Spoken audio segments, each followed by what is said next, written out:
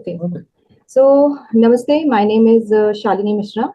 A warm welcome to the Bharatiya Jyotish Gyan Vidyapeeth, our esteemed institution. आप सभी का इस एस्ट्रोलॉजी के डेमो सेशन में हार्दिक स्वागत है. Our institution is committed to nurture your growth and empowering to you to reach your full potential. और जैसे कि हमारी टैगलाइन है, Ancient Knowledge, Modern Insight. Today we are gathered here not only to discuss astrology as a subject, but to experience how this ancient Vidya can be applied in our practical as well as professional lives. Astrology यानी ज्योतिष शास्त्र is often called science of the life. ये हमें सिर्फ future predictions नहीं देता, बल्कि एक डीपर अंडरस्टैंडिंग देता है about our strength, challenges and opportunities. Through this demo हम देखेंगे कि प्लैनेटरी पोजीशंस और चार्ट्स को समझकर हम अपने डिसीजंस और लाइफ को बेटर बना सकते हैं. School of Vedic astrology studies हमारे जो टॉप कोर्सेज हैं, basic Vedic jyotish, advance astrology, master astrology, medical astrology, marriage astrology, vargas chart specialisation, muhurta mastery and nakshatra jyotish. Basic ज्योतिष में ये सारी चीजें कवर होती हैं. साथ ही साथ जैसे एस्ट्रोलॉजी की फाउंडेशन इसी पर डिपेंड करती है, क्योंकि कोई भी बिल्डिंग की मजबूती उसकी नींव पर ही देखी जाती है. उसी तरह से यहाँ पर भी अगर आप बेसिक नहीं करते हैं तो ज्योतिष की जो फाउंडेशन है वो भी मजबूत नहीं रहती है. बेसिक में आपके सारे बेसिक कॉन्सेप्ट्स क्लियर किए जाते हैं, टेक्निक सिखाई जाती हैं जो आगे प्रैक्टिकल एप्लीकेशन में बहुत हेल्प करती हैं. 2 सेमेस्टर होते हैं और दोनों सेमेस्टर्स आपके 6-6 महीने के होते हैं. क्लासेस 72 और सेकेंड सेमेस्टर में 86 रहती हैं और 5-5 सब्जेक्ट्स में इनको डिवाइड किया जाता है. Total 10 subjects in 1 year. Advance astrology जो है उसमें आपको प्रिडिक्शन टेक्निक सिखाई जाती है, नक्षत्र एनालिसिस, कॉम्प्लेक्स चार्ट एनालिसिस, ये सारी चीजें होती हैं. साथ ही ये भी 1 साल का कोर्स है जिसमें 2 लेवल हैं 6 मंथ्स के. फर्स्ट 105 क्लासेस और सेकेंड लेवल में भी 105 क्लासेस. हाँ जी, नमस्कार सभी को।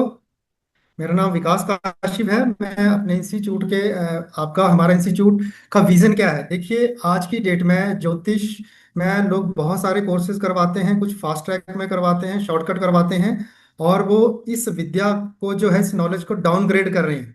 तो हम भारतीय ज्योतिष ज्ञान विद्यापीठ में हमारा विजन है कि हम सोसाइटी में ऐसे एस्ट्रोलॉजर्स दें जो ट्रेडिशन जितना भी नॉलेज है उसके वो सिखाया जाए उनको, और जो मॉडर्न इरा में जो कंसेप्ट चल रहे हैं उसके साथ उनको हम बिल्डअप करें. I would like to call mister S.K. Handa sir to share valuable knowledge with us. Sir, you can unmute yourself. Thank you Shalini ji. Thank you, sir. सबसे पहले ज्योतिष शास्त्र की एक छोटी सी इंट्रोडक्शन. ज्योतिष क्या है? ज्योतिष ज्योति प्लस ईश, यानी कि ज्योति लाइट और ईश हम बोलते हैं डिवाइन. दोनों चीजों को मिलाने के बाद ये वर्ड बना है ज्योतिष, जिसका मतलब है डिवाइन लाइट, दिव्य लाइट. ऐसी साइंस जो एक दिव्य लाइट से भरी हुई है. उसके बाद हम इसका ओरिजिन कैसे हुआ? वेदा से, स्पेशली ऋग्वेद, जिसमें इसमें सबसे पहले इसका जिक्र होता है. वेदांग, ज्योतिष को वेदांग भी कहा गया है. वेदांग में 6 तरह के अंग, ज्योतिष वेदांग में अंग होते हैं, तो ज्योतिष उसमें से एक पार्ट है. तो अब समस्या है कि हम ज्योतिष हमने समझ लिया कि वेदों से, लेकिन पर्पज क्या है इसका? उद्देश्य उद्देश्य है ज्योतिष का ह्यूमन लाइफ को समझना, हमारा कार्मिक पैटर्न को समझना, टाइमिंग ऑफ इवेंट को समझना और उसको डिकोड करना.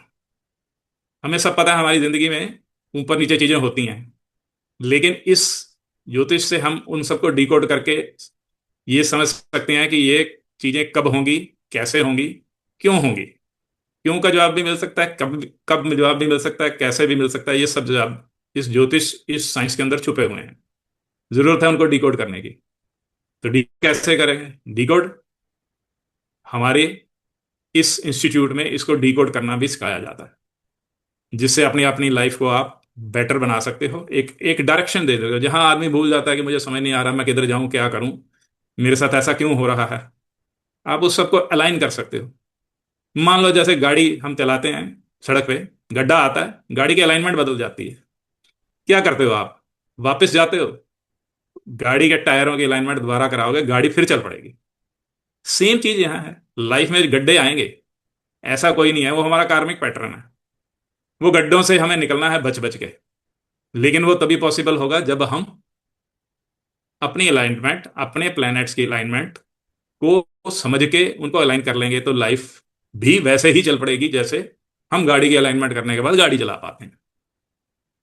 तो इसका इस्तेमाल भविष्यवाणी के लिए तो करेंगे ही, बाकी spiritual growth, guidance, self awareness tool के रूप में भी इसका करेंगे, और लोगों की लाइफ में भी हम इसका, उनको भी इसके ऊपर ज्ञान दे भी सकते हैं, उनकी लाइफ को बेहतर भी बना सकते हैं। अब बात आ गई कि ज्योतिष समझ गया मतलब, तो क्यों सीखें? अपनी स्ट्रेंथ सीखने की जरूरत है, कि अपनी स्ट्रेंथ, वीकनेस, पर्सनैलिटी ट्रेड्स को डीपली समझने के लिए। हमारी भी तो कोई स्ट्रेंथ है, हम इस दुनिया में पैदा हुए हैं भाई, ये कारण मैं यहाँ पे इस परिवार में क्यों पैदा हुआ, इसका सवाल ढूंढना चाहते हैं आप सब लोग। मैंने भी ढूंढा, जवाब मिले, आपको भी मिल जाएंगे, आपके जितने डाउट हैं। हम किसी ना किसी परिवार में पैदा होते हैं, क्यों भाई यही परिवार क्यों नहीं मिला मुझे, क्यों नहीं ऐसा परिवार मिला जो इससे ऊपर का था? तो इसका मतलब मेरे पीछे कुछ उस कार्मिक डेट है, मेरे कुछ अपने कर्म हैं, जिसके हिसाब से मुझे जो सब चीजें मिली वो लर्न करेंगे। कैरियर, शादी, फाइनेंस, हेल्थ, लाइफ से जुड़े डिसीजन में क्लैरिटी देता है, जो आप जो लाइफ में डिसीजन, वो क्लैरिटी देगा ज्योतिष आपको। तब होगी चीजें, ये समझने के लिए हम लर्न करेंगे। दशा, ट्रांजिट से पता चलेगा कि चीजें कब होंगी, कैसे होंगी। रिलेशनशिप हार्मोनी, शादी, मोस्ट इंपॉर्टेंट पार्ट, कुंडली मैचिंग समझने के लिए करेंगे, भविष्यवाणी के लिए करेंगे। और तो और ज्योतिष का हम डेली लाइफ में भी यूज कर सकते हैं with the help of the muhurta and panchang. आप अपने इससे ट्रैवल प्लानिंग कर सकते हो, इन्वेस्टमेंट कर सकते हो, जॉब चेंजेस के लिए यूज कर सकते हो। तो बहुत सारे इसके यूजेस हैं। इन सबको यूज करने के लिए हमें ज्योतिष सीखने की जरूरत है। सीखोगे, डीकोड हो जाएगा सब कुछ, बहुत आसान है, कुछ नहीं है। मेहनत, जो शुरू से कहा जाता है कि मेहनत का फल मीठा होता है, वो करने की जरूरत है। तो इसके बाद हम यहां पे क्लास में ये सीखेंगे कि हमारा basic building block of astrology क्या है, मतलब वैदिक ज्योतिष का मूल आधार। पहला, 12 घर हैं ज्योतिष में। कुंडलियों में आपने देख लिया होगा, सबको अपनी अपनी कुंडली का ज्ञान होगा, कहीं ना कहीं सॉफ्टवेयर से आपने देखा होगा। 12 घर दिए हुए हैं, कुंडली का खाका है। हर घर अपना अलग से, अपन अलग उसका एरिया है, उसका अलग चीजों को वो रिप्रेजेंट करता है। जैसे किसी का व्यक्ति, अपना पर्सनैलिटी, परिवार, कैरियर, रिश्ते, हर घर का अपना अपना एक है। घर को समझे बिना भविष्यवाणी असंभव है। दूसरी बात, पोस्ट नहीं बता 12 राशियां, क्लेम होस्ट ना मेष से लेके मीन तक, इनको स्टडी करना है। इनके सबके अपने अपने गुण हैं, प्रकृति है, तत्व हैं, वो समझेंगे। उसके बाद जानेंगे 9 प्लैनेट्स, 9 ग्रह, सूर्य से लेके चंद्रमा, मंगल, बुध, राहु, केतु, सब ये क्या हैं? हमारी जिंदगी के एक्टर हैं। हर एक को रोल मिला हुआ है अपनी एक्टिंग करने का, हमारे कुंडली में आके अपनी अपनी एक्टिंग करते हैं ये। अब इनको भी डिकोड करना पड़ेगा। हर ग्रह की अपनी एनर्जी है, उसको समझना है, अपना उसका कर्तव्य है, उसको समझना है। फिर आ जाते हैं लगन। हम किसी ना किसी लगन में पैदा हुए हैं, हर बंदे का अलग अलग लगन हो सकता है, किसी दो का एक भी हो सकता है। वो हम क्लास में समझेंगे कैसे कैसे लगन होते हैं। लेकिन लगन क्या देते हैं? हमारे शारीरिक रूप, हमारी हेल्थ, हमारा व्यक्तित्व, जीवन की दशा। प्लीज राहुल जी म्यूट कीजिए अपने आप को। कुछ चीजें स्ट्रांग होंगी, कुछ चैलेंजेस आएंगे, ये सब लगन से हमें पता चल जाता है। पूरे चार्ट को समझने का ये स्टार्टिंग पॉइंट है लगन। इसको समझ लिया तो आपने आधी कुंडली समझ ली। 50% आपका ज्योतिष यहीं क्लियर हो जाता है। एस्पेक्ट, दृष्टियां, प्लैनेट की दृष्टियां हैं। दृष्टियां क्या है? एक ऐसी इनविजिबल इन्फ्लुएंस है इनविजिबल दृष्टि प्लैनेट डाल रहा है, इनविजिबल है, उसका क्या असर होएगा वो समझोगे। आगे समझेंगे नक्षत्र, 27 तरह के नक्षत्र हैं ऑफ कोर्स, ये आगे का एडवांस पार्ट है। उसके बाद समझेंगे हम दशा, दशा पीरियड जिसमें इवेंट होंगे, ट्रांजिट गोचर, ग्रह 24 घंटे चलते रहते हैं, रुकते नहीं है कभी, कहाँ जाके किस भाव में जाके कैसा असर करेंगे ये सब समझेंगे। ये सब चीजें अगर आप समझते हो तो आपकी ज्योतिष की फाउंडेशन पक्की हो गई। यहां फाउंडेशन की बात है, पहले तो फाउंडेशन पक्की करनी है। फाउंडेशन पक्की हो गई तो चीजें पानी की तरह सामने आती हैं। यहां फाउंडेशन आपकी पक्की हो जाएगी, उसके बाद आप खुद से ही हर चीजों को डिकोड करना सीख जाओगे, इस बात की गारंटी है। इंट्रोडक्शन, हमारी कुंडली के 9 ग्रह आप अक्सर सुनते रहते हो हर लोगों से कि हमारी कुंडली में 9 ग्रह हैं। इन 9 ग्रह के लिए थोड़ी ब्रीफ डिस्कशन हो देता हूं। मान लो आपकी कुंडली एक छोटा सा स्टेट है, जैसे हमारे भारत में बहुत सारे स्टेट हैं, एक कुंडली को भी अपना एक राज्य मान लो। उस राज्य में बहुत सारे मिनिस्टर हैं, सुने होंगे आपने, चीफ मिनिस्टर फलाना चीफ मिनिस्टर है, वो वित्त मंत्री है, वो ये है, वो है। तो वह ही कुछ ये ग्रह ग्रह हमारी कुंडली में हमारे राज्य के ऊपर बैठ के आके बैठ गए, अपनी अपनी चला रहे हैं। सूर्य चंद्र मंगल बुध गुरु शुक्र शनि राहु केतु, ये मंत्रिमंडल आके हमारी कुंडली में अपना राज्य इन्होंने स्थापित कर लिया। सूर्य पहला ग्रह, हम इसको क्या कहते हैं कुंडली में, राजा, किंग, कैबिनेट का शासक, रूलर, इसको इस कैबिनेट का राजा। ये आपकी पहली लर्निंग है। सूर्य आकाश में दिखाई देता है, जिंदगी इसके बिना चल नहीं सकती 2 दिन भी। हमारी आत्मा इच्छा शक्ति का ये कारक है, हमारी अथॉरिटी का कारक है। चंद्रमा दूसरा ग्रह क्या है, क्वीन, रानी, राजा की रानी है। राजा रानी का क्या मतलब है, भावनाओं से जुड़ी हुई चीज है जी, जनता का मूड है। राजा तो राज मिल गया हमारी कुंडली का, लेकिन ये जनता का मूड है, जनता के मूड को नियंत्रण करता है, भावनाओं को नियंत्रण करता है। रानी है ना, वहां इमोशंस आ जाती हैं। मातृ प्रेम को रिप्रेजेंट करता है, लोकप्रियता को रिप्रेजेंट करता है। ये सब चीजें चंद्रमा से देखी जाती हैं। नेक्स्ट आ गया हमारा मंगल।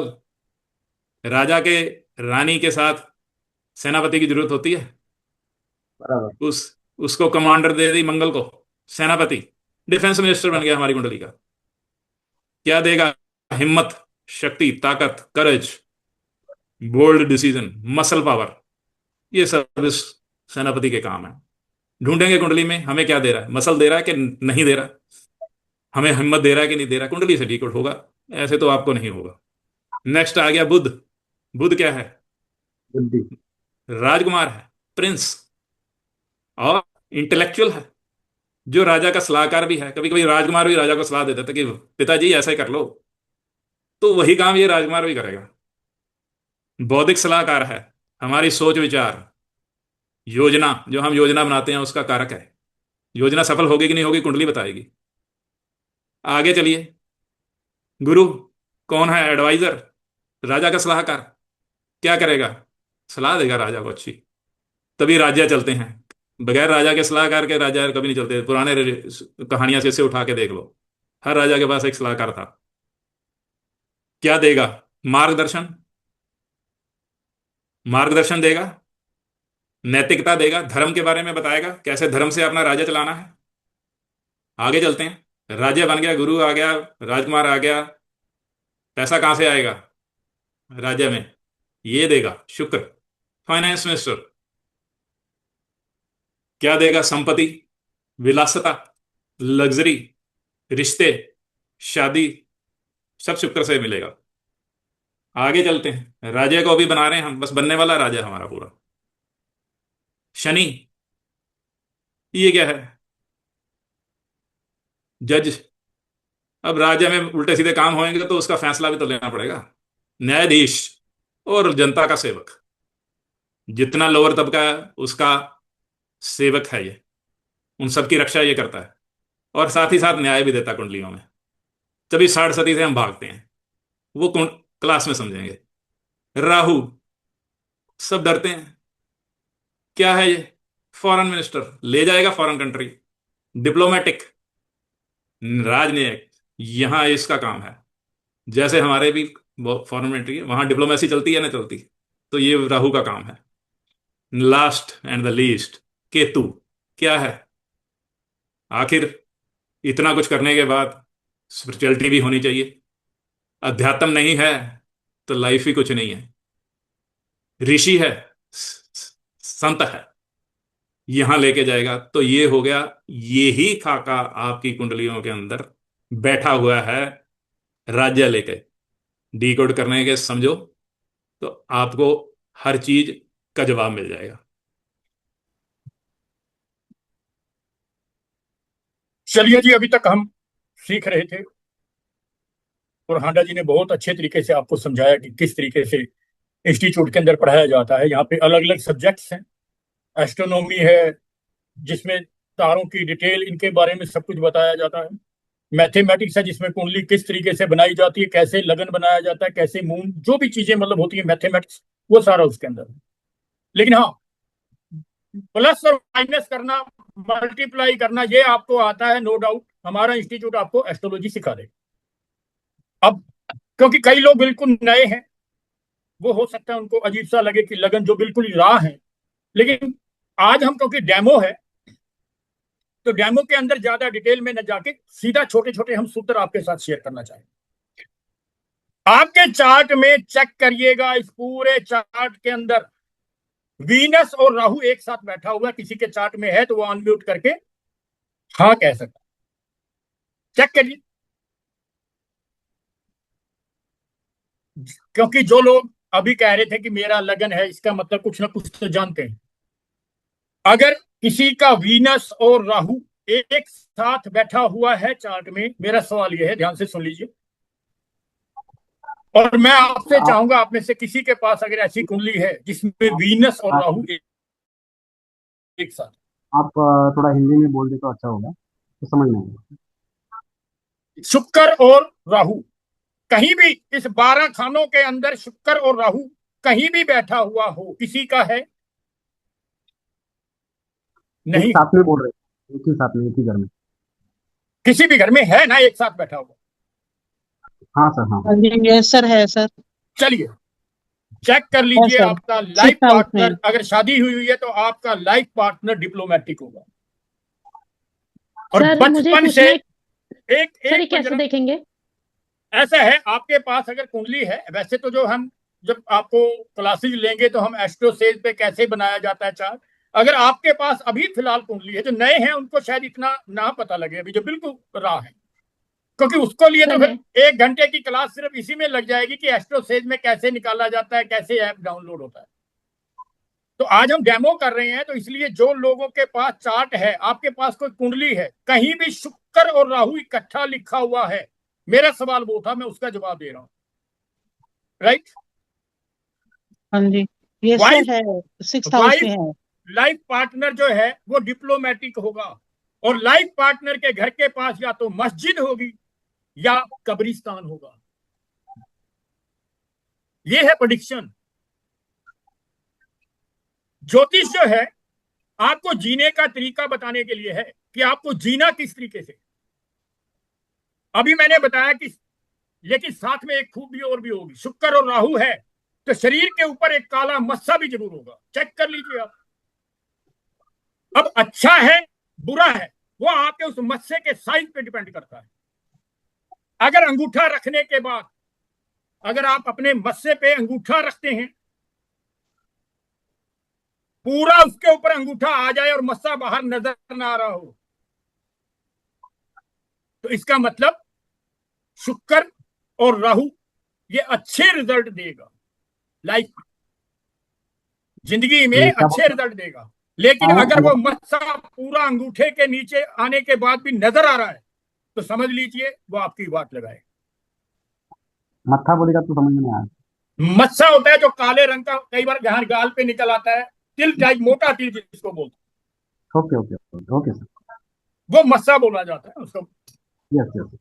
तो आप चेक कर सकते हो, ये चीजें मिलेंगी आप। अब एक अगर चीज वो देखिए सर, हाँ बोलिए। नहीं दिख रहा है तो अच्छा है। अच्छा, मैंने कहा ना, अंगूठा ऊपर रखा मस्से के, अगर मस्सा बाहर नजर नहीं आ रहा, उससे भी बड़ा है, तो वो हाँ बुरा है, ओके। वो बुरे रिजल्ट देगा। और अगर उसके ऊपर अंगूठा रख दिया आपने और नजर नहीं आ रहा है तो वो अच्छे रिजल्ट देगा।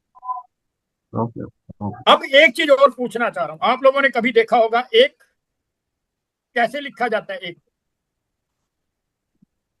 एक को लिखने का तरीका इसी तरीके से लिखा जाता है, yes yes yes sir.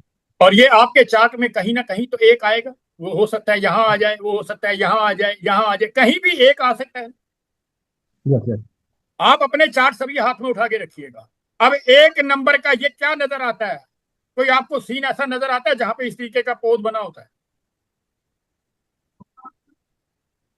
Flag, झंडा।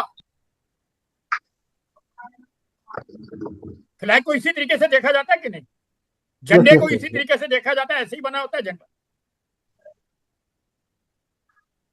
मतलब क्या? झंडा और डंडा, ये दोनों चीज उस फ्लैग के अंदर होती हैं। आप चेक कर लीजिए, जहां भी आपके चार्ट के अंदर एक आ रहा है, अगर मान लो यहां आपके चार्ट में एक लिखा हुआ है, किसी के है चार्ट में यहां पे एक लिखा हुआ, आप अपनी कुंडली में देखिएगा, किसी का अगर यहां पे एक लिखा हुआ है, वो जातक जो है अपनी फैमिली में यूनिक होगा। अभी चार्ट में मैंने कोई ग्रह नहीं रखे, सिर्फ खाली चार्ट रखा हुआ है और ये बोला है कि यहाँ पे एक लिखा होगा तो वो जातक यूनिक होगा, उसकी फैमिली में, उसके परिवार में वैसा कोई भी नहीं होगा, कुछ ना कुछ सबसे अलग निकलेगा वो जातक। है कोई? पहला वो राशि राशि रिप्रेजेंट करता है ना सर, वो एक नंबर। हाँ हाँ, यहाँ पे तो नेचुरली राशि ही आएगी। यहाँ पे मैंने कहा मान लो इस घर के अंदर, यहाँ पे वो मेन जिसको हम पहला घर बोलते हैं, इसके मेन अंदर राशि अगर का किसी का एक लिखा हुआ आ गया, उसका स्वामी मंगल है ना सर। वो आपको आता है, ठीक है, आपको आता है, वो आगे की बात है। हम तो किसका स्वामी कुछ कर ही नहीं रहे, हम तो सिर्फ खाली राशि देख रहे हैं, क्योंकि बिल्कुल नए लोग हैं, उनको भी तो समझ आए ना। बराबर। बाकी ज्ञान दिखाना है तो मैं वो दिखाना शुरू कर दूंगा, किसी के पल्ले ही नहीं पड़ेगा। सही बात हम यहाँ सही ज्ञान बात। दिखाने नहीं आए हैं आप लोगों को कि हमारे पास कितना ज्ञान, हम आपको बताने आए हैं कि हमारे यहाँ पे डिटेल में पढ़ाया जाता है। खाली चार्ट की प्रेडिक्शन कर रहा हूं, अभी इसके अंदर मैंने कुछ नहीं भरा। आप चेक कर लो, जिसके भी चार्ट में एक होगा वो यूनिक होगा। जिसके किसी इस घर का के अंदर एक लिखा हुआ है, दूसरे घर के अंदर उसका सेविंग का स्टाइल या खाने पीने का स्टाइल या सेविंग करने का तरीका यूनिक होगा। यूनिक का मतलब अलग ही होगा, परिवार में वैसा कोई नहीं होगा बोलने वाला, या तो उस तरीके से मीठा, बाकी लोग कड़वा बोलते हैं फैमिली के अंदर, तो ये मीठा होगा। मतलब उसके बराबर। परिवार में जो कोई नहीं है वैसा होगा ये जाता, बोलने के अंदर, खाने पीने के अंदर। अगर यहां पे आ गया एक, क्योंकि एक नंबर पहली राशि होती है शुरुआत, 12 नंबर एंड है मुक्ति, शुरुआत होती है। मान लो तीसरे घर के अंदर एक आ रहा है, यूनिक होंगे दोस्त उसके, उसके छोटे भाई बहन यूनिक हो सकते हैं, या फिर इसका कम्युनिकेशन का तरीका, बातचीत करने का तरीका परिवार में वैसा कोई नहीं बोलता होगा। चेक कर लीजिए, अगर यहां पे चार, इस घर के अंदर एक लिखा हुआ है, मान लो यहां लिखा हुआ है, किसी का है तो बताइएगा। अगर किसी का यहां पे चार्ट के अंदर एक लिखा हुआ है, किसी का है, अनम्यूट करके बोल सकते हो अगर किसी का यहां पे एक है। और चिंता मत करिए, जो वृषभ लगन कह रहे थे मैं उनको भी जवाब दूंगा। किसी का इस चौथे घर बोलते हैं इसको, यहां पे किसी के कुंडली के अंदर देखो आप एक, उसकी फैमिली में वैसी गाड़ी या वैसा मकान बिल्कुल अलग होगा, उसके परिवार में पहले किसी ने, ये सबसे पहला शख्स होगा, ये पहला शख्स होगा अपने परिवार के अंदर जिसका वैसा मकान किसी के, क्या हो सकता है जहां कॉलोनी में मकान बनाएगा उस कॉलोनी में ये बंदा यही कहता फिरे कि मैंने सबसे पहले इस सोसाइटी में मकान बनाया है, या मैंने इस एरिया में पहला मकान बनाया है। समझते हो एस्ट्रोलॉजी किस तरीके से है? एक छोटी छोटी चीजों को बता सकता है। वीनस और राहु, मैंने आपको मस्सा बताया, ये कहा कि आपके इलाज के पड़ोस में कब्रिस्तान होगा या मस्जिद होगी।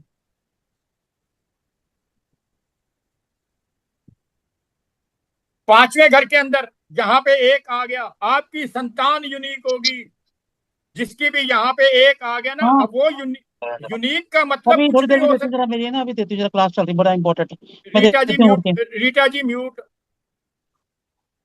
पांचवें घर के अंदर एक आ जाएगा तो आपकी संतान यूनिक निकलेगी, जो आपके परिवार में पहली वैसी संतान किसी की नहीं होगी। हो सकता है वो अच्छी भी निकले और हो सकता है बुरी भी, लेकिन अलग होगा कुछ ना कुछ पक्का। छठे घर में अगर एक आ गया, जैसी जॉब आप करते होंगे हो सकता है आपके परिवार में कोई ना करता हो। पहले सारे व्यापार करते हो, आप नौकरी करते हो। सातवें घर के अंदर आ गया, चेक कर लो यहां पे अगर एक आ गया सातवें घर के अंदर, क्योंकि इसको सातवां घर बोला जाता है। जब आप एस्ट्रोलॉजी सीखोगे तो आपको समझ आ जाएगी। अगर यहां पे एक है, चेक कर लेना, शादी में आपकी कुछ ना कुछ अलग ही घटेगा जो आपके परिवार में आज तक नहीं घटा। हो सकता है पहले आपके सभी धर्मशाला में मैरिज करते हैं और ये रिजोर्ट में कर रहा हो, या आजकल वो फैशन चल पड़ा डिस्टेंट मैरिज, या हो सकता है लव मैरिज भी करे। परिवार में वैसी शादी नहीं करेगा जैसे आज तक आपके परिवार में किसी की हुई है। अगर यहां पे एक है तो चेक कर लीजिए। आठवें घर के अंदर आपकी ससुराल यूनिक होगी। अगर यहां पे एक लिखा हुआ है तो आपकी ससुराल यूनिक होगी। अगर आपके परिवार के अंदर दादा चाचा ताऊ के बच्चों के अंदर सबको मिला के देखोगे, जैसी ससुराल आपकी है आपके परिवार में किसी की नहीं। यहां पे चेक कर लीजिए, नौवें घर के अंदर एक आ गया, जितनी हायर एजुकेशन आपकी होगी हो सकता है आपके परिवार में किसी की ना हो, या आप इतने धार्मिक हो कि आपके परिवार में वैसा कोई धार्मिक हो ही ना। कुछ ना कुछ अलग मिलेगा यूनिक, क्योंकि पहला नंबर है, नंबर एक ही रहेगा। 10वां घर है जो आप कर्म करते हैं, उस कर्म प्रोफेशन कह लो या कर्म कह लो, जो भी सुबह शाम आप कर्म करते हो, या आपकी मदर इन लॉ यूनिक मिलेगी नंबर एक। कुछ अलग ही होगा जो आपके परिवार में पहले कुछ नहीं है, क्योंकि आप पिछले जन्म के कर्ज लेके आए हो, यही चुकाने आए हो। कौन से कर्ज लेके आए हो ये आपका चार्ट बताता है। 11वां घर अगर यहां पे एक है, किसी का है तो चेक कर लीजिए। आपका सोशल सर्कल, आपके दोस्त यूनिक होंगे, आपके दोस्त यूनिक होंगे।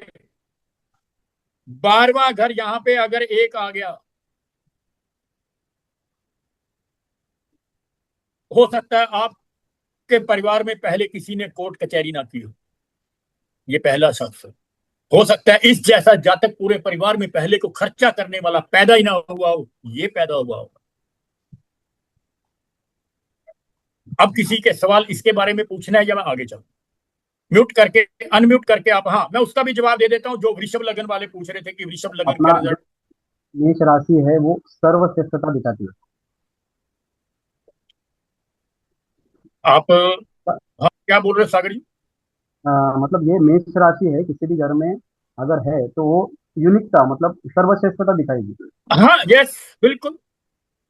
वो किसी भी टाइप में हो सकता है, नेगेटिव में टाइप में यूनिक होगा, मतलब उसके परिवार में वैसा काम किसी ने नहीं किया होगा यहाँ। क्योंकि वास्तु 12 घरों के क्या क्या काम होते हैं वो बताएंगे हम। उसके बाद उस घरों में कुछ ना कुछ यूनिक उस घर से, जैसे 5वां घर संतान का कहा जाता है, संतान हाँ यूनिक बराबर मिलेगी। हो सकता है लव अफेयर कुछ अच्छा पंगा हो जाए, आपकी फैमिली में पहले किसी का ना होगा। बराबर।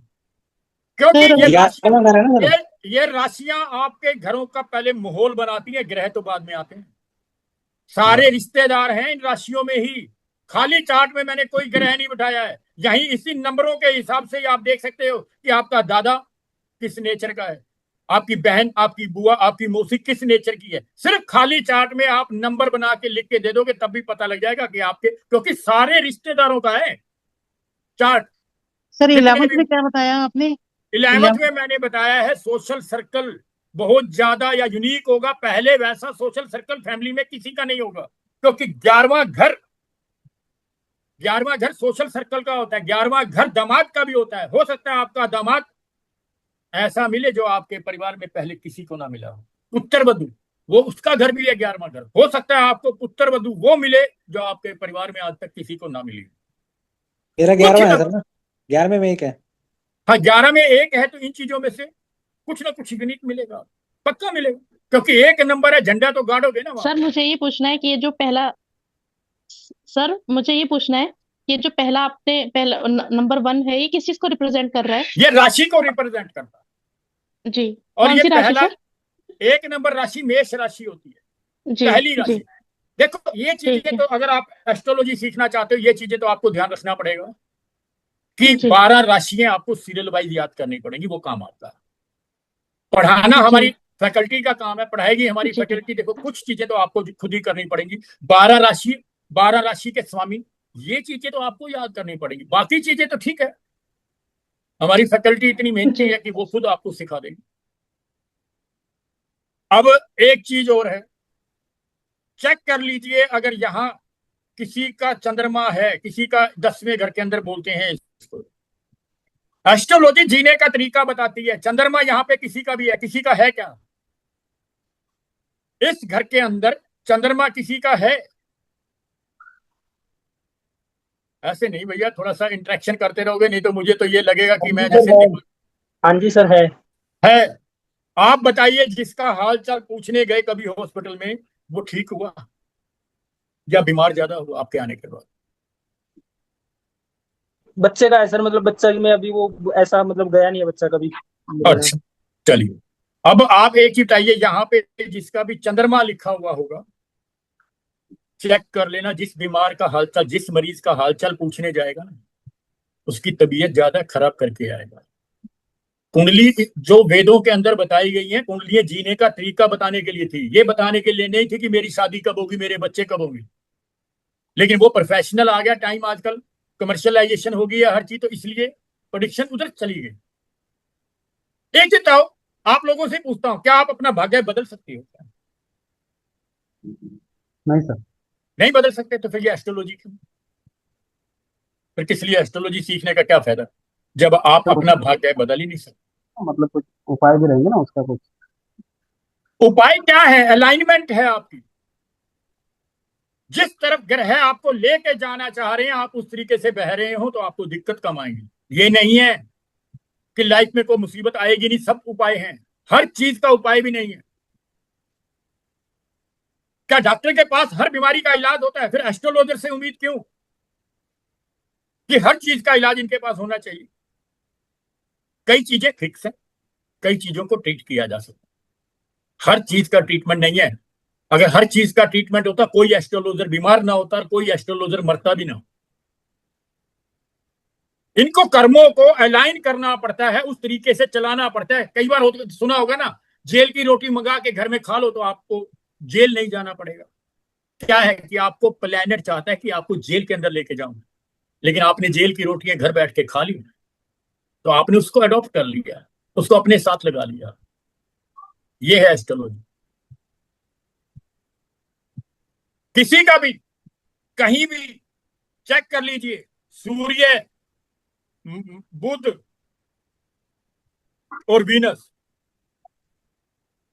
तीनों एक ही घर में बैठे हुए हैं किसी का, क्योंकि हाँ सर, ज्योतिष मैंने देखा था उसके इसमें था ये सर।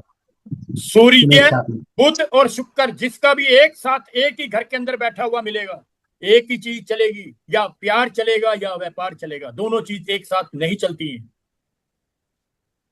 कभी चेक कर लो, बीवी से झगड़ा होगा तो व्यापार अच्छा चल रहा होगा, बीवी से प्यार चल रहा होगा, व्यापार पिट रहा होगा। क्या इसको ठीक किया जा सकता है? क्या इसको अलाइन किया जा सकता है? यस, किया जा सकता है। कब किया जा सकता है? शादी से पहले। अदरवाइज हर 6 महीने के बाद उपाय करते रहो उसके।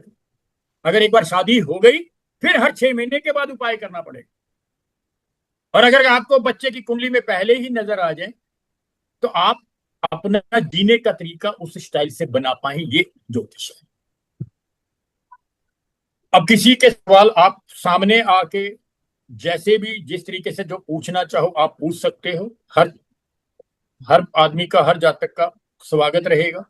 और इतना विश्वास जरूर है मुझे कि हमारी फैकल्टी इतना मेहनत करती है। हमने दो ने ही अपना आज रूप दिखाया है पढ़ाने का, कि हम किस तरीके से पढ़ाते हैं। बाकी भी एस्ट्रोलॉजी, बाकी भी फैकल्टी जो है, वो भी इतनी हार्डवर्क करती है, मेहनत करती है आपको पढ़ाने के लिए। लेकिन ऐसा है, डूबना आपको है, क्योंकि ज्योतिष जो है डूबने का नाम है। और एक चीज, एक बार डूब गए तो इससे निकल भी नहीं पाओगे, ये गारंटेड। तो बहुत वास्ट है, बहुत ब्रांचेज है इस ज्योतिष की। कोई सवाल किसी का? यहाँ सर 11 नंबर है ना ये? 11 नंबर क्या मतलब? जहाँ 11 लिखा आपने मैंने उधर सूर्य और बुध है सर ना? मैंने यहाँ उधर नहीं, यहाँ नहीं मैं देख रहा भैया, मैं तो वैसे ही बोल रहा था कि सूर्य बुध और शुक्र कहीं भी यहाँ पे बैठा हुआ इकट्ठा एक ही घर के अंदर, ये घर है ना बाहर। ये 11 वाले यहाँ पे है सर, 11 में है बाहर जो है ना, 11 में? जहाँ पे आपने 11 नंबर लिखा हाँ, हुआ है, यहाँ पे क्या है? सूर्य और बुध इकट्ठे हैं। सूर्य बुध तो सबका एक ही हो रहा है, 30 साल पहले सेटल नहीं हो पाते ऐसे लोग। ये नहीं काम अच्छा धंधा नहीं करेंगे। सूर्य और बुध एक साथ है, चेक कर लो, बहुत खुश होते हैं लोग कि सूर्य और बुध मेरा साथ है।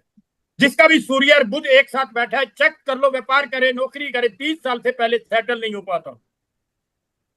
ये है एस्ट्रोलॉजी। हाँ सही है सर।